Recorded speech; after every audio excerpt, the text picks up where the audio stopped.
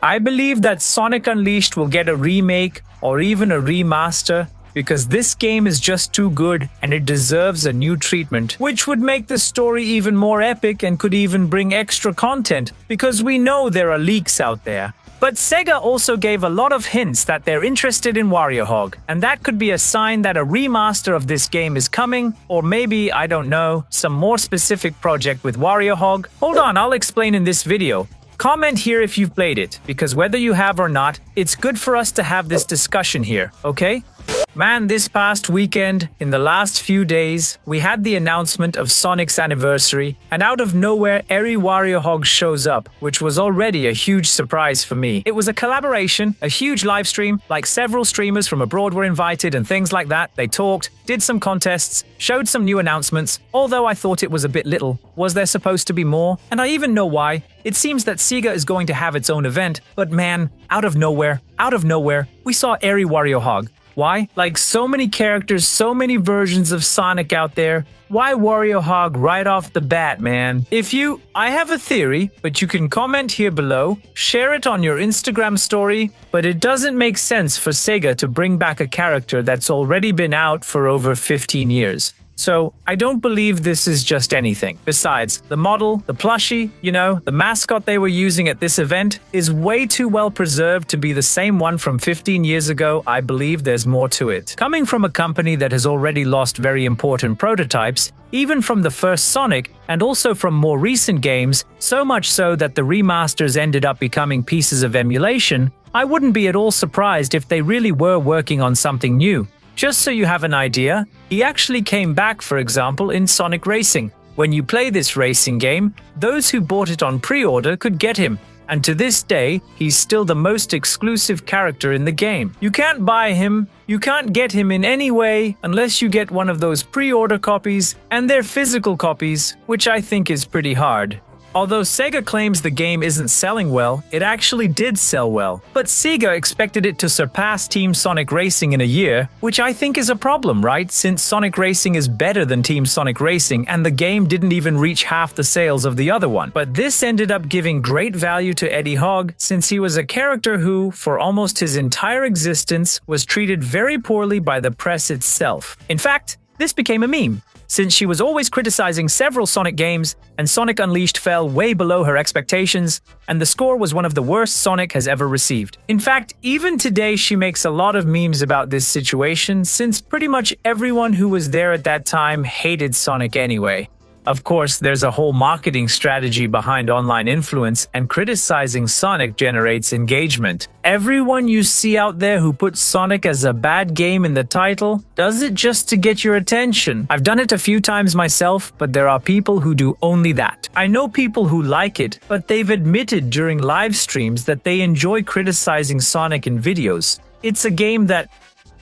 And the thing is, Hogg showing up as a character in LC, like, out of all the ways Sonic could appear, he ends up as an exclusive pre-order character, giving him, for example, that extra charm, where he's going to be something exclusive, something more valuable. For those who buy first, it's a reward that really increases the final value that Hogg ends up having. I really like this idea because, honestly, SEGA's decision to keep him as a pre-order exclusive is also a way to respect the people who bought this game back then. But why is SEGA bringing Hogg back so many times this time? Because even bringing a plush of him made me believe that at that moment SEGA was coming here and saying there would be a remaster of Sonic Unleashed. And yes, several leaks have already happened. I've already talked about them here on the channel. There were leaks about the LC characters, and they were confirmed. In fact, Classic Sonic was released on the anniversary. Some strange things happened, like Sonic Central was meant for Sonic's anniversary, but it turned into a live stream instead. Even so, the Anadelia DLC was there, the release date for the Ninja Turtles was there too. Yeah, Avatar as well, same thing. So, like everything that was being leaked was there, getting confirmed. And in that leak, there was a mention of the remake. Actually, they call it a remaster remake of Sonic Unleashed. If you stop to think about it, Sonic Unleashed is the most different game we have with modern Sonic to this day, because they took advantage of the hack-and-slash game trend from that time. And the Hogg is kind of an adaptation of the gameplay that became really popular with God of War at the time, where he stretches his arms to attack, similar to the Blades of Chaos that Kratos used in his original game. Besides that, the game is called Road of Adventure in Japan, suggesting that it could be a kind of spin-off from the Adventure era or even Adventure 3.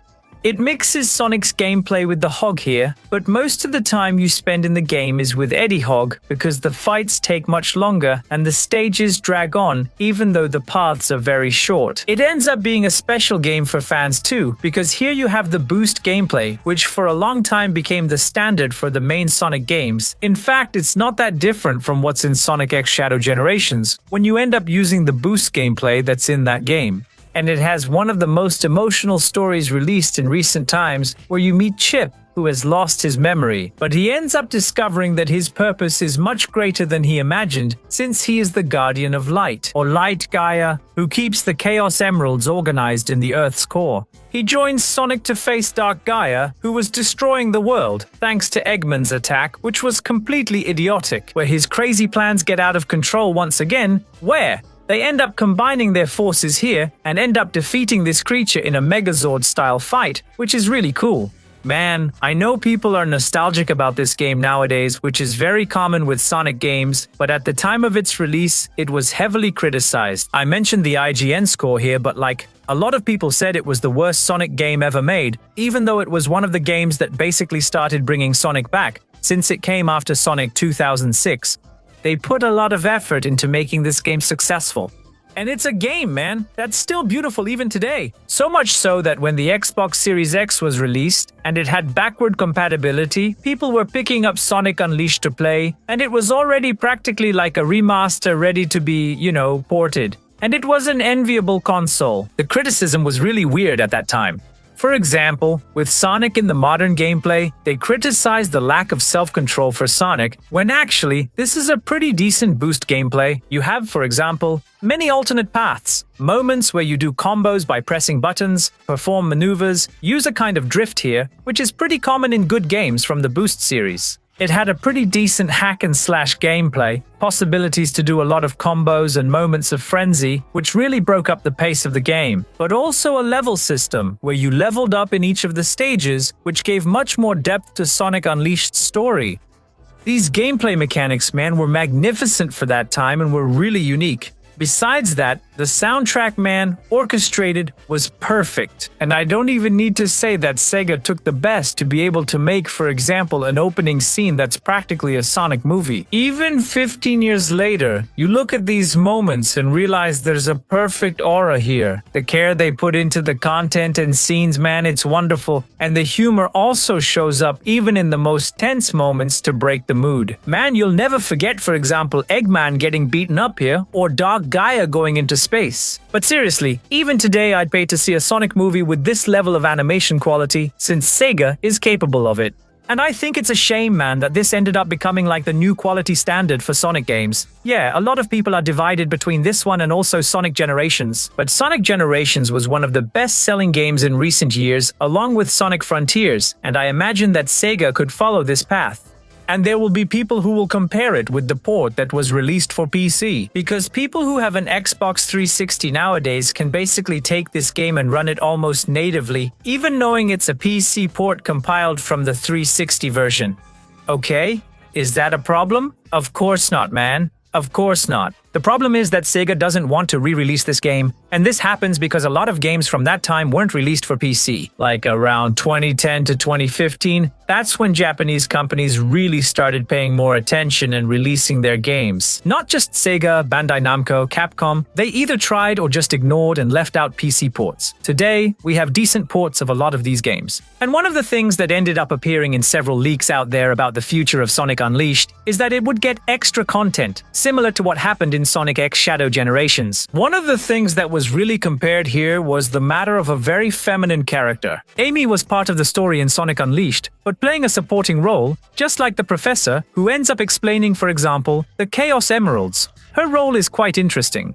A lot of people believe that she could be a playable character by getting a secondary campaign, and this campaign would be good to explore. For example, Amy, and her relationship with humans while Sonic is saving the world. She could have done side missions trying to protect many of these humans while the main story was happening. And this is good because it would be a reinterpretation of the character. Since Sonic Frontiers, we've seen Amy getting a lot more attention. Like, she became playable in Sonic Origins and Sonic Superstars with her own powers. In Sonic Frontiers, when it got DLC, she basically has combos and even magic with tarot cards. So this would be the turning point to make her stand out more at that moment too. Especially because it's been a long time since we've had a story dedicated to her, except for like a small part in the story of a DLC. Sonic Frontiers is one I think many people overlooked, and since the Sonic 4 movie is going to highlight Amy Rose, I wouldn't be surprised if she gets some spotlight in a SEGA game to go along with these releases. Sonic Generations got an expansion with Shadow,